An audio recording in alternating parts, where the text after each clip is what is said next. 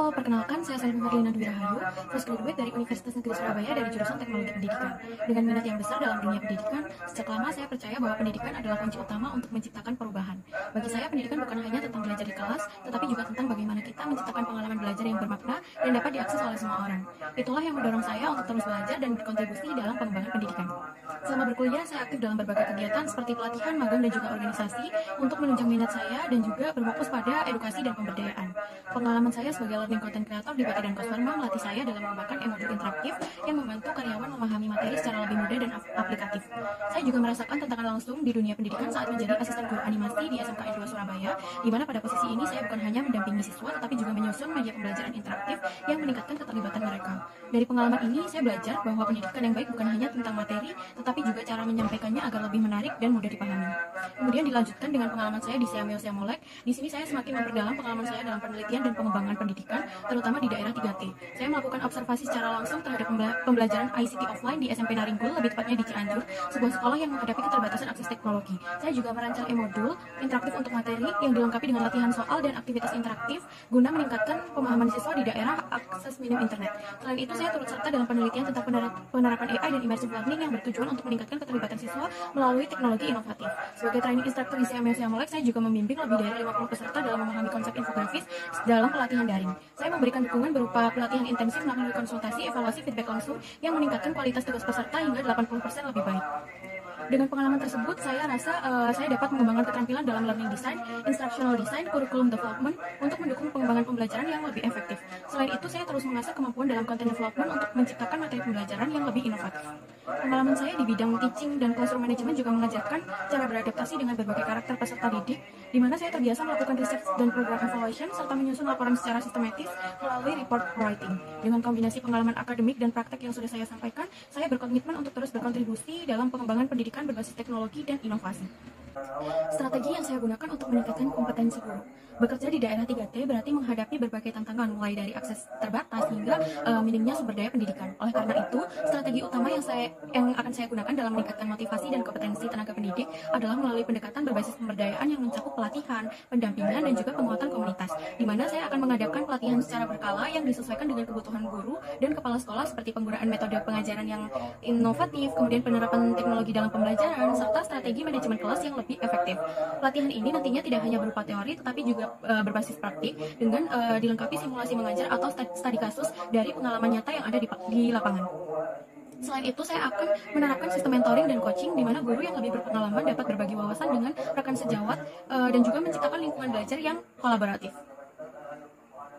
Selain aspek teknis, tentunya saya juga percaya bahwa apresiasi dan dukungan moral itu memiliki peran yang cukup penting dalam meningkatkan motivasi guru, di mana nantinya mungkin saya juga akan mengadakan program penghargaan berbasis pencapaian yang didapatkan, kemudian refleksi dari kelompok, serta sesi diskusi terbuka akan diterapkan untuk menjaga semangat mereka dalam mengajar.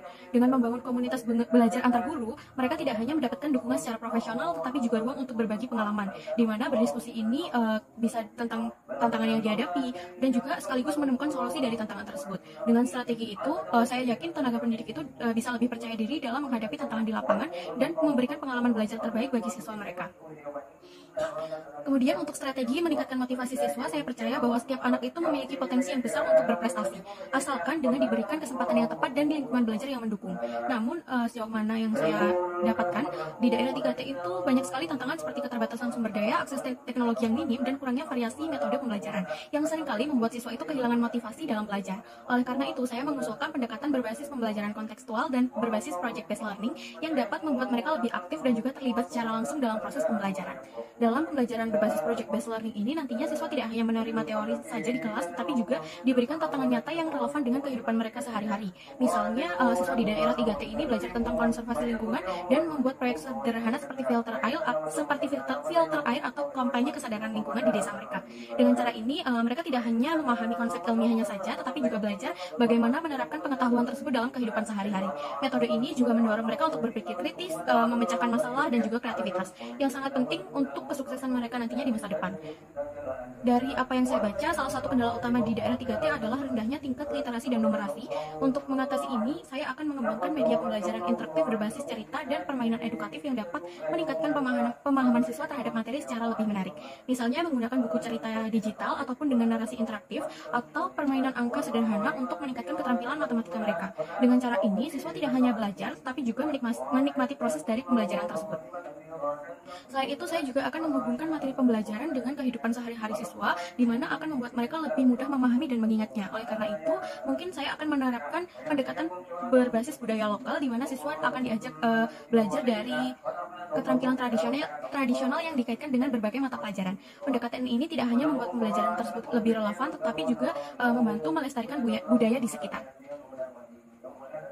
Selain itu, saya percaya bahwa figur inspiratif atau role model itu sangat berpengaruh dalam membangun motivasi siswa, di mana saya akan berkolaborasi dengan komunitas lokal, profesional, atau alumni yang telah berhasil untuk berbagi pengalaman mereka dan memberikan wawasan tentang bagaimana peluang pendidikan dan karir di masa depan.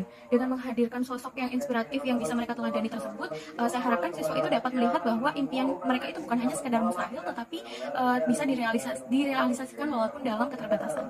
Kemudian untuk selanjutnya saya akan melakukan program mentoring dan bimbingan belajar yang akan diterapkan untuk memastikan siswa itu mendapatkan dukungan secara personal, di mana pendekatan ini mungkin bisa berkaitan dengan peningkatan literasi serta pendampingan untuk membantu mereka lebih percaya diri dalam mencapai prestasi.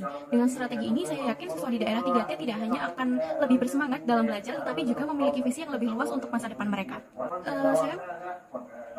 Menciptakan lingkungan kerja yang nyaman di daerah 3T ini sangat penting. Nantinya saya akan menerapkan pendekatan komunikasi terbuka, kesejahteraan guru, dan budaya kerja yang suportif, di mana saya akan menggelar forum diskusi rutin untuk meningkatkan komunikasi antar guru dan juga stakeholder, kemudian memberikan pelatihan, akses kesehatan, dan keseimbangan kerja hidup untuk mendukung kesejahteraan guru, kemudian budaya kerja berbasis empati dan mentoring untuk meningkatkan kolaborasi dan juga motivasi.